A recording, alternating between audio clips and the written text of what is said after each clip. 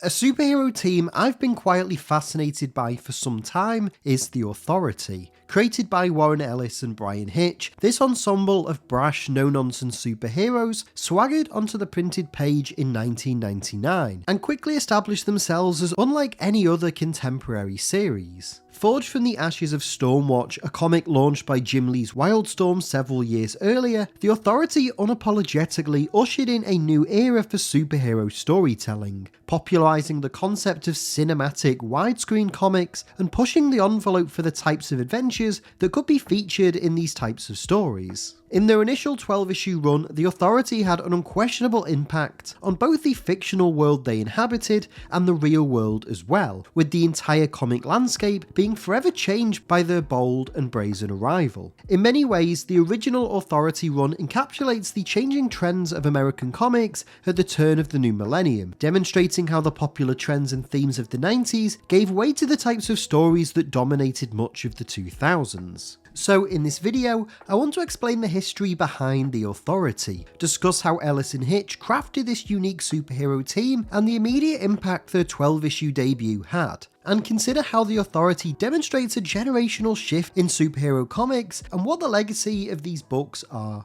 today.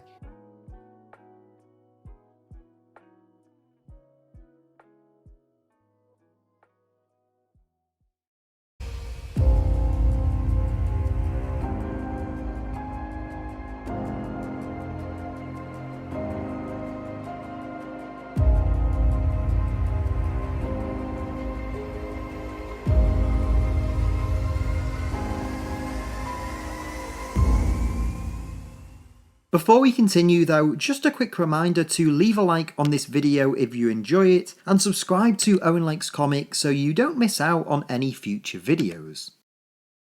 Before we properly dive into this video, I want to take a second and address that Warren Ellis, The Authority's co-creator, was accused of sexual coercion and manipulation by several women back in 2020. While this video won't directly cover the claims made against Ellis, as it focuses more on the behind-the-scenes history of The Authority's creation, I do think it's important to highlight and address the situation. For more information, I recommend going to SoManyOfUs.com, which includes several testimonies from the women involved. Please be respectful in the comments, and I hope you enjoy the video.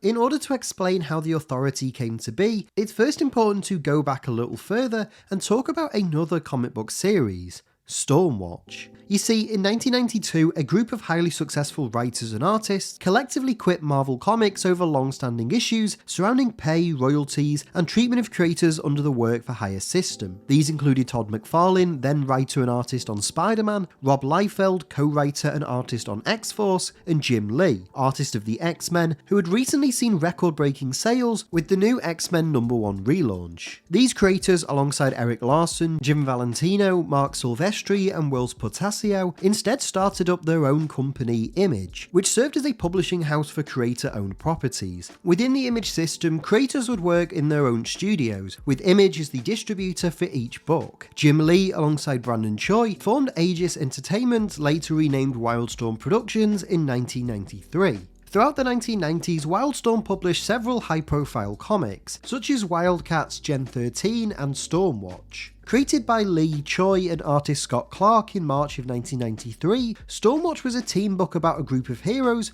working for a secret UN task force. It was comprised of Battalion, Hellstrike, Winter, Fuji, and Diva, and the group was overseen by Henry Bendix, aka the Weatherman.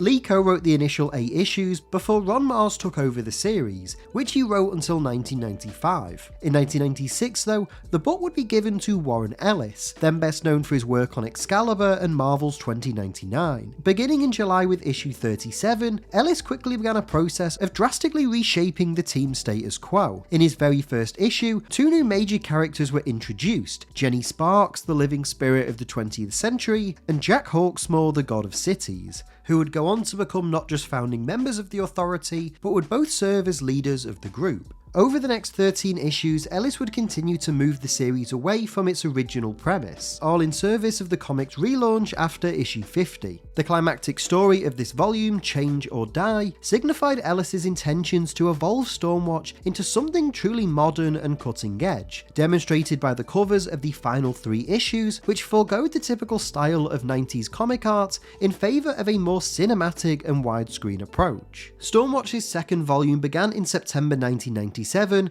with Ellis first teaming with artist Oscar Jimenez. While the book did continue the continuity and overall plot lines of the previous volume, it saw a noticeable shift towards more current socio-political commentary, and pushed the envelope more frequently in regards to violence and sexual undertones. Issue 4 is particularly noteworthy here, as not only did the book introduce 2 new characters, Midnighter and Apollo, but Jimenez was replaced by artist Bryan Hitch, who would go on to serve as co-creator of The Authority. Ellis and Hitch would continue to chip away at the original concept of Stormwatch, culminating in August of 1998 with the one-shot Wildcats Aliens crossover. Written by Ellis and drawn by Chris Sprouse, the comic sees most of Stormwatch's original roster be almost entirely killed by xenomorphs. In Stormwatch's final issue the next month, the surviving members of the team officially cut ties with the United Nations, killing Henry Bendix and forming their own independent group. The surviving trio of Jenny Sparks, Jack Hawksmoor and Swift declare their intentions on the book's final page before walking through an unknown portal, as text boldly declares the series' future direction. Stormwatch is officially dead, and long live the Authority.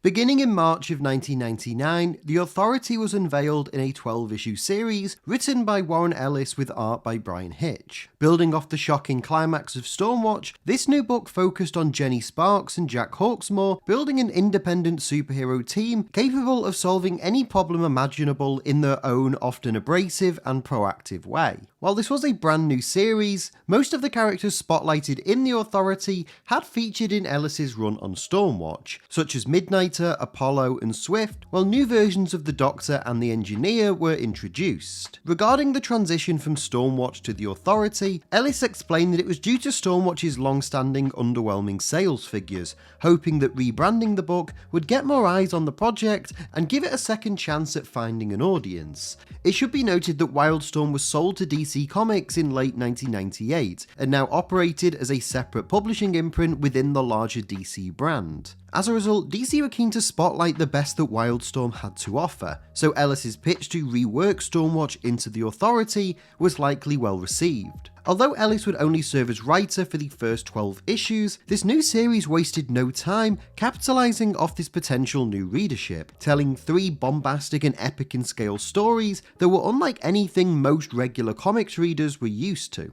The first story arc, which runs throughout the book's initial 4 issues, is entitled The Circle. Here, we're reintroduced to Jenny Sparks and Jack Hawksmoor, having now assembled their new team. Meanwhile, Moscow is attacked by a group of superhuman clones led by the villainous dictator Kaizen Gamora, who pledges to attack 2 more major international cities. With Stormwatch now no longer operating, it's left to the Authority to thwart Gamora's plans, leading to an epic battle where our heroes prevent the destruction of both London and LA before Midnighter infiltrates the villain's base. Here, we learn that Gamora is cloning metahumans to build an undefeatable army, and seeing no other way to prevent his conquest, Midnighter summons the carrier, the Authority's ship, and flies it directly into Gamora's island, destroying the army and seemingly killing his foe. With the world saved, the Authority alert the United Nations of their presence, stating that although they take orders from no one, they will step up and become the planet's first line of defense from whatever threats may arise. Following this, the next storyline takes the Authority into even more bombastic and high-concept directions, as we're introduced to Sliding Albion, an alternate reality where aliens landed on Earth during the Renaissance and crossbred with humans. The leader of Sliding Albion, Regis, begins a quest to conquer different territories across dimensions, eventually leading him to discover the Wildstorm universe and attack California while it's still being rebuilt from the Authority's fight with Gamora. Over the next several issues, we learn that Jenny had had previously encountered Sliding Albion when they secretly tried to invade London, and that she even married a member of its royal family. This story culminates with the Sliding Albion Armada ambushing the team in the carrier, with Apollo unleashing the full extent of his powers to save his friends. As Apollo holds off the invaders, the rest of the group travel to the Sliding Albion universe, blow up Buckingham Palace, and demand Regis surrenders. When he refuses, a fistfight breaks out between the two sides, with Midnighter distracting Regis long enough for Jack Hawksmoor to emerge from underground and rip the villain in two.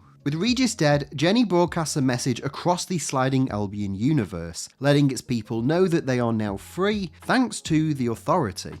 The final 4 issues of Ellis and Hitch's run take the book into a much more sombre and spiritual approach, as the Authority is forced to grapple with mortality and the inevitability of time, and also fight God. We pick up in late December of 1999, where Jenny explains that as the spirit of the 20th century, she will die once the clock turns to midnight on December 31st, and that's why her mission to change the world for the better is so imperative. As this goes on, a mysterious parasite kills a group of astronauts in outer space, while a similar looking substance appears in Africa, Australia, and even on the moon. Sensing that something is wrong, the engineer brings the Authority together as they witness the moon suddenly hurtling towards Earth. The Doctor proclaims that the original owners of the Earth are responsible for these occurrences, before suddenly falling unconscious. Asteroids resembling the same Mysterian substance rain from the sky in Tokyo, with Apollo and Midnighter arriving to destroy them and evacuate the city. Once Tokyo is safe, Apollo begins trying to sterilize the moon, while the Doctor experiences a hallucination of his forefathers, who state that God has come back and that the Authority must prevent the entity's conquest. Jenny coordinates the team's actions from the carrier until a strange pyramid-shaped object appears before the sun, later revealed to be God itself. With no time to spare, the engineer pilots the carrier into space and flies directly into this pyramid, navigating throughout God's body, trying to find a vital organ they can neutralize to kill it. After discovering the entity's brain, Jenny shocks it with a huge electrical charge, not only killing God, but seemingly using up the last of her energy.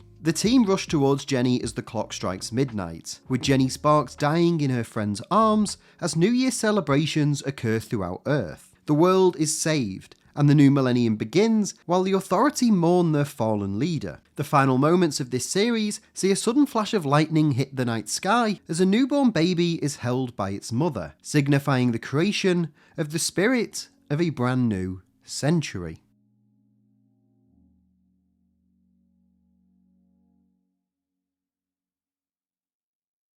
Following the release of the Authority's 12th issue in April of 2000, it was announced that both Warren Ellis and Bryan Hitch would be departing the series. This marked the end of Ellis's 4-year run at Wildstorm, completely transforming the company's floundering Stormwatch book into one of the hottest new titles at the turn of the new millennium. However, DC wasted no time in lining up the pair's replacement, as Mark Millar and Frank Quitely were soon announced as the Authority's new creative team. Millar, then best known for his work on Swamp Thing and co-creating Aztec with Grant Morrison, was supposedly handpicked by Ellis as his replacement. He, alongside Quitely, inherited a team shaken by the recent death of Jenny Sparks, and throughout their run, the pair would continue to build on the principles established by Ellis and Hitch, a group of somewhat cynical superheroes saving the world with no external mandate, while ramping up the amounts of socio-political commentary, dark humour, and over-the-top violence. Issue 13 of The Authority demonstrates this best, as we regroup with our heroes continuing their proactive mission of changing the world, with Jack Hawksmoor now serving as leader. During this issue, they're caught in the centre of a massive geopolitical conflict and come face to face with a group of uber-nationalist vigilantes called the Americans. Issue 13 would begin Millar and Quitely's first storyline, The Nativity, which focused on the Authority's fight with the Americans and the emergence of the spirit of the 21st century, who is eventually adopted by Apollo and Midnighter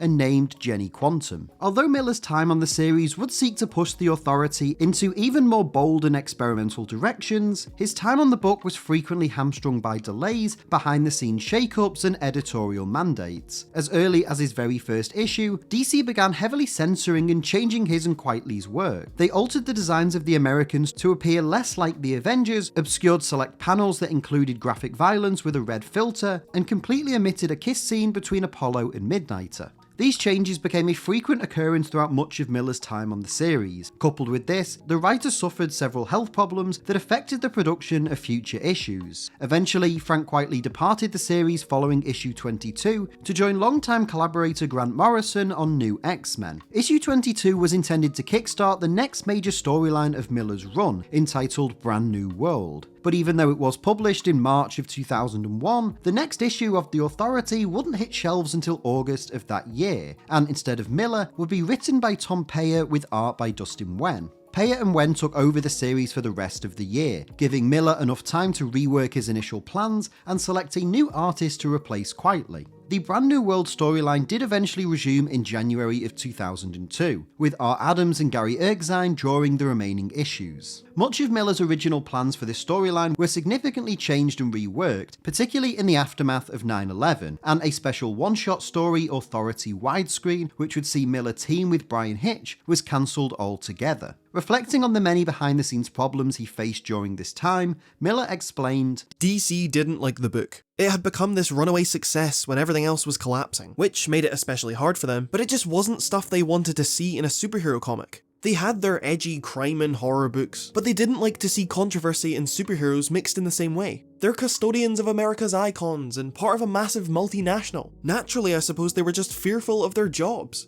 Miller and Quitely's time on The Authority was intended to launch the series into the stratosphere, building off the game-changing work that Ellis and Hitch had done and firmly cementing it as a comic that defined the new millennium. Instead, by the time his run concluded in July of 2002, readers had seemingly moved on, with other books such as New X-Men, Ultimate Spider-Man, and even Miller and Bryan Hitch's Ultimates dominating the sales figures instead. As such, after Miller left the series with issue 29, DC chose to rework and relaunch The Authority the next year, now as a rated M for mature series, and with the new creative team of Robbie Morrison and Dwayne Turner. This volume lasted for 14 issues, concluding in October of 2004. By this time though, it's hard to argue that much of the ensemble's initial shine hadn't worn off, with readers mostly forgetting about this band of unusual superheroes who once dared to shake up the status quo. While The Authority's comics would soldier on for several more years, with high-profile writers like Ed Brubaker, Keith Giffen, and even Grant Morrison all trying to revitalise this once game-changing team, it seemed as if the group's magic and lustre had all but worn off. And to put it simply, The Authority didn't feel so new anymore, with the group's initial mantra of change or die feeling like more of a warning to themselves than it did to the world around them.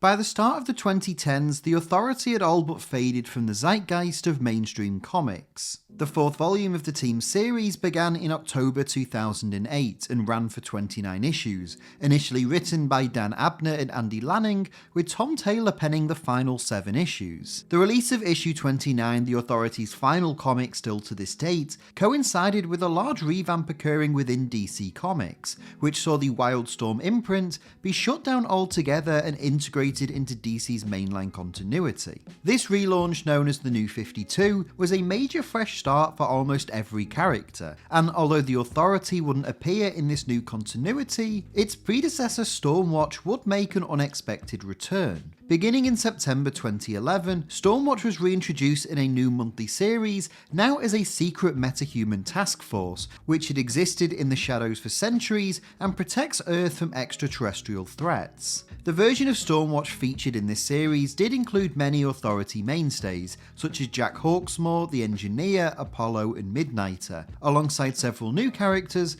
and even for a brief while, Martian Manhunter. Initially, this run would ignore all previous Authority continuity, instead serving as a hard reboot of the original Wildstorm series. However, beginning with issue 19, DC began to reincorporate much of the group's traditional lore and character designs. After Stormwatch's conclusion in April 2014 though, the group would make appearances in the company-wide crossover event Future's End. But following this story, no new Authority book would be announced. Instead, Midnighter received a solo ongoing series written by Steve Orlando with art by ACO, Alec Morgan, Stephen Mooney and David Messina. This run lasted for 12 issues and coincided with Midnighter also crossing over with Dick Grayson during his time as an agent of Spiral. In February 2017 though, DC announced plans to once again reboot the Wildstorm universe, this time with Authority co-creator Warren Ellis at the helm. Alongside artist John Davis Hunt, Ellis launched The Wildstorm, a 24-issue series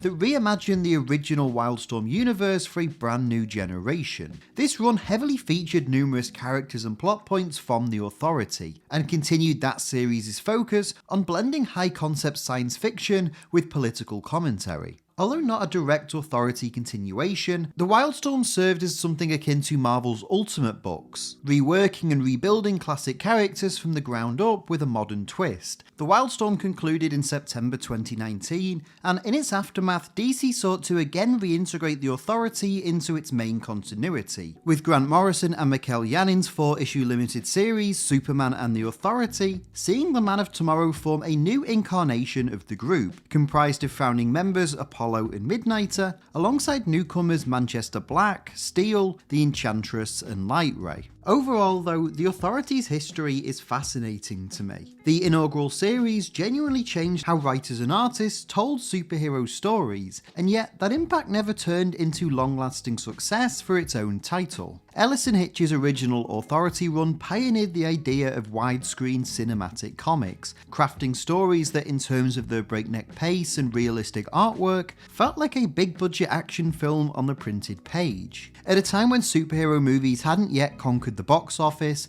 and most comics were still following the trends of the 1990s, this approach was a true breath of fresh air, and established a new precedent that countless other books would seek to replicate in the coming years. Everything from Miller and Hitch's Ultimate, a comic that was incredibly significant in the inception of the Marvel Cinematic Universe, New X-Men, Civil War, and many others, all took clear and obvious cues from the Authority. Coupled with this, several other titles sought to comment and critique on the more morally ambiguous form of heroism featured in the Authority, with perhaps the best example being Joe Kelly, Doug Mankey and Lee Bermejo's What's So Funny About Truth, Justice and the American Way from Action Comics number 775, which sees Superman face off against the Elite, a team intended to parody the Authority. And yet, while the ideas established in the Authority transcended its initial series, the group themselves never regained the level of notoriety and success they had during their initial 29-issue run. While Ellis chose to exit the series after just 12 issues, and external factors hamstrung Miller's time on the book, the comic was never quite the same after these two writers departed. Now, this isn't to say that Ellis and Miller's visions for the Authority was necessarily the same. While the former did seek to deconstruct the idea of contemporary superheroes, Ellis and Hitch's incarnation was far more focused on blending this grittier and more realistic approach to storytelling, with plots that felt distinctly Silver Age and high concept. Meanwhile, Miller and Quitely's take was far more grounded and oftentimes more cynical, using the Authority as a vessel to directly critique both the characters seen in Marvel and DC's main titles, as well as ongoing social events and geopolitical conflicts. But even with these stark differences, the first few years of the Authority lay the foundation that defined not just these characters, but the trends that would dominate mainstream comics for the next 10 years, permeating every corner of the industry, while the Authority themselves were seemingly left behind. With all of this said though, I do expect this unlikely band of heroes to have some form of resurgence in the near future. DC has already begun publishing a new Jenny Spark series written by Tom King with art by Jeff Spokes, and whenever their upcoming DCU film enters productions, I expect to see many more comics spotlighting these characters following suit. In the meantime though, I think it's worth considering this ensemble's strange and unexpected legacy, from the humble beginnings as Stormwatch to Ellis and Hitch's dramatic reinvention, how it became a comic that, like its characters promised, changed the entire world, but upon doing so, somehow got lost and forgotten in their own revolution. But that still shouldn't diminish the Authority's undoubtable and unquestionable impact on the modern history of superhero comics.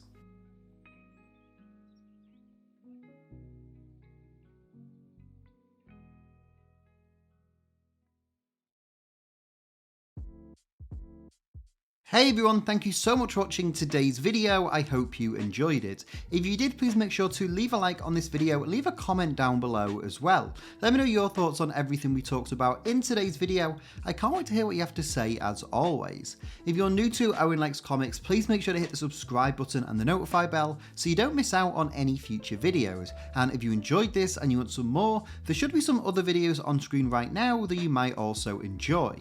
If you want to help support the channel and help me make more videos, you can do so by going to patreon.com/OwenLikesComics. Or if you just want some more of me, you can follow me on Twitter, Instagram and Blue Sky, just at Owen Likes Comics. But that's all for this video. Again, thank you all so much for watching. I hope you enjoyed it, and hopefully I will see you next time.